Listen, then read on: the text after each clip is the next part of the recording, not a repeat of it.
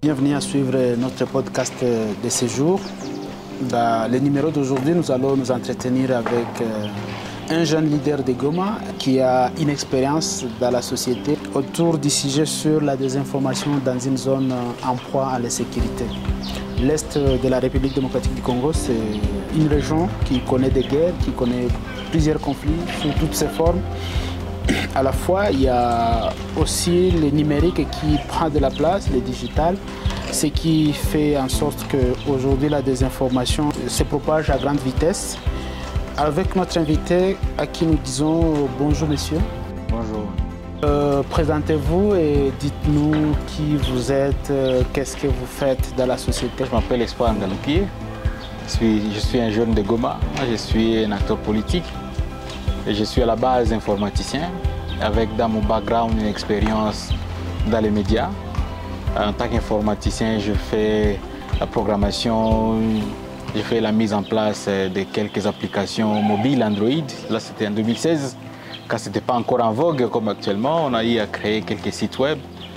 Et voilà, puis j'ai aussi dans mon background une expérience dans le community management. Monsieur Espoir Ngaloukié, comment aujourd'hui vous définissez la désinformation? Alors, je pense qu'on peut prendre des termes très simples pour permettre à tout le monde de comprendre. La désinformation, en des termes simples, c'est cette manière de diffuser, de partager des informations qui sont fausses, mais on les prétend comme étant des informations vraies. Soit dans l'intention de nuire, dans l'intention de manipuler, dans l'intention de cacher la vérité, de cacher des choses qui sont contre l'obédience de la personne qui partage l'information. Mais cette personne sait consciemment que c'est une mauvaise information qu'elle partage. Mais c'est ça la désinformation, on veut juste manipuler, on veut mentir. Il y a aussi une autre chose, c'est qu'il ne faut pas confondre la désinformation et la mésinformation. Parce que la mésinformation, c'est juste cette manière de partager des informations. On n'a pas une mauvaise intention de partager une mauvaise information. Donc, dans la désinformation, on partage une mauvaise information en étant conscient que c'est une mauvaise information. Mais la mésinformation, on partage une information, on n'est pas conscient que c'est une mauvaise information.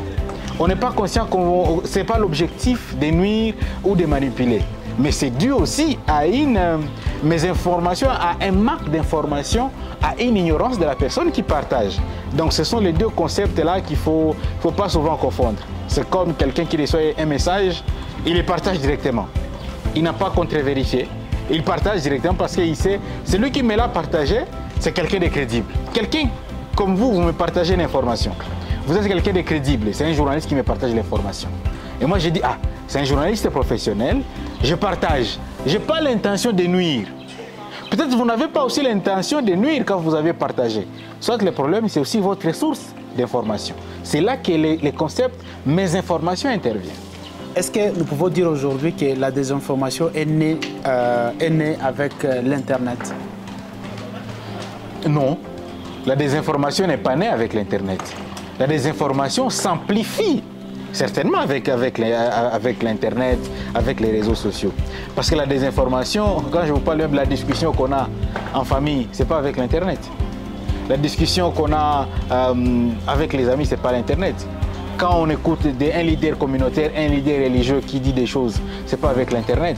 C'est vrai, l'Internet est venu amplifier. Et aussi, les tensions politiques qu'on a dans notre pays, ces genres de tensions sont venus également amplifier la désinformation. Et la situation sécuritaire aussi est venue amplifier la désinformation. La naissance de plusieurs médias est venue aussi amplifier la désinformation. Il y a beaucoup de médias qui sont des médias mensonges. Il y a beaucoup de médias qui sont là pour servir une catégorie des vérités de leur part. Il y a également une autre chose, c'est le manque de rigueur dans le monde des journalistes, dans les domaines des journalistes. Il y a un manque de rigueur dans la professionnalisation des acteurs qui sont censés être des acteurs publics, qui sont censés donner de l'information. Parce que les journalistes, parfois, il y a des journalistes qui font un travail de robot. Telle personne a dit telle chose, les journalistes diffusent telles que les choses ont été dites. Même si ce sont des choses vraies, même si ce sont des discours de haine, même si ce sont des discours mensongers. Et parmi d'autres choses, parmi d'autres causes, il y a ce manque d'éducation, il y a ce manque de formation. Parce qu'on éduque, pas seulement à l'université pour chercher la vraie information. C'est pas seulement en étant un journaliste qu'on doit chercher. Il y a des cours qui sont en ligne, il y a des MOOC qui sont accessibles gratuitement en ligne sur Internet. Donc l'Internet est venu aussi, non seulement pour amplifier la désinformation, l'Internet est là aussi pour nous équiper, pour nous renforcer, à combattre la désinformation, à combattre la mésinformation, à nous cultiver davantage. Et donc, ce n'est pas la responsabilité de l'Internet, ces genres de diffusion des fausses informations, mais l'Internet est là. C'est un couteau à double tranchant pour amplifier et aussi pour ne pas amplifier. Comment aujourd'hui comment vous voyez aujourd'hui la désinformation, surtout dans la région de l'Est où il y a l'insécurité grandissante, où il y a la guerre, par exemple la guerre du M23 avec ses alliés. Et comment aujourd'hui vous jugez la pression de la propagation de la désinformation dans la région en insécurité?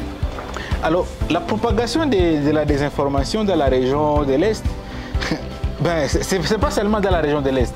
Parce qu'il y a celui qui propage la désinformation, il n'est pas dans l'Est. Suite à la guerre. Exactement, la guerre le pousse à propager la désinformation. C'est quelqu'un qui n'est même pas au pays. Il se met à donner des informations. Et moi, je pense que, comme je le disais tantôt, parmi les causes de l'amplification de la désinformation, il y a les tensions politiques, il y a la guerre, il y a les conflits qui sont en train de croître, il y a aussi les marques d'information, il y a aussi une insuffisance de l'éducation, de la formation, de l'auto-formation. Il y a également une insuffisance de la rigueur dans la création des médias et tout le reste. Et cette guerre est venue aussi, comme vous savez, beaucoup de journalistes congolais vivent de la précarité. Et quelqu'un qui lui propose un marché et lui dit tu vas diffuser ça, et même si c'est quelque chose de faux, c'est quelque chose de mauvais, comme on lui a donné quelque chose, il le diffuse. Et aussi, il y a des presque journalistes. Il n'est pas journaliste, mais comme il a une certaine audience sur les réseaux sociaux, il devient journaliste. Saluer un journaliste ne signifie pas qu'on devient journaliste. Côtoyer, vivre dans la maison avec des journalistes ne fait pas dire qu'on devient journaliste. Être journaliste, il y a des processus qu'il faut suivre. Il y a la rigueur qu'il faut suivre.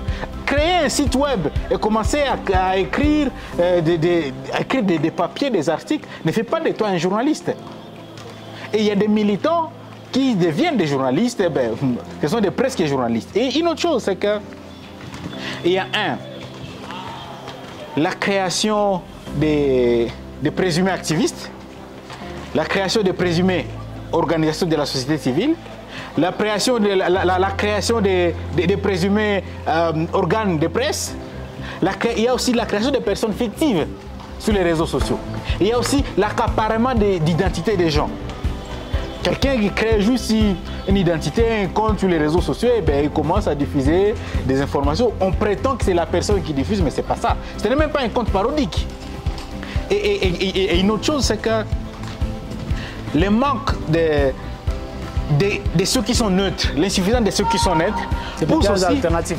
Exact. En fait, pousse en sorte que d'un côté, il y a ceux-là qui vont cacher la vérité, qui les met mal à l'aise.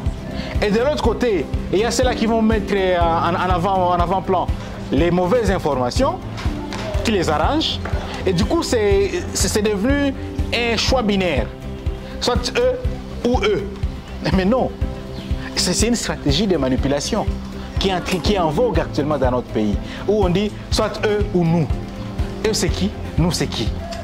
Donc tout celui qui dit la vérité, qui blesse tel camp, on dit non, donc tu n'es pas avec nous, tu es de l'autre camp. Même si c'est une vérité factuelle, on dit non, tu dis les mensonges. Et également, il y a la peur. La peur fait en sorte que la diffusion des fausses informations puisse prendre assez d'ampleur. La peur de perdre son travail, la peur d'être arrêté, la peur d'être tué, la peur aussi d'être intimidé, la peur de perdre une opportunité, la peur aussi de perdre peut-être des relations qu'on a. pousse aux gens, pousse à ce que les gens ne puissent pas diffuser des vraies informations. Et ça, c'est dû non seulement à cette guerre que nous sommes en train de vivre, c'est dû aussi à la situation socio-politique et économique dans laquelle nous sommes dans notre pays.